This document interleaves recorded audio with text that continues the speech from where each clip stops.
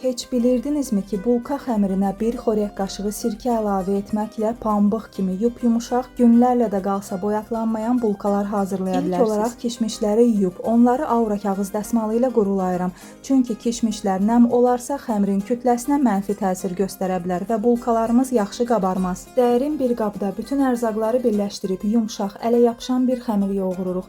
Sonda da üzərinə yumşaq kərə yağını əlavə edib, yağ xəmirə tam hopana qədər yoğururuq və budur o möcüzəvi toxunuş.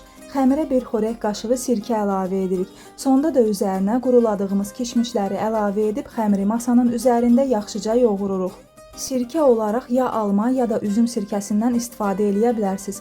Xəmirin üzərini örtüb yarım saat isti bir yerdə mayalandırırıq. Xəmirin havasını alıb 19 bərabər kündələrə ayırırıq. Mən hər bir kündəni 100 qramla götürmüşəm. Kündələri soba listinin üzərində yarım saat gözlədirik.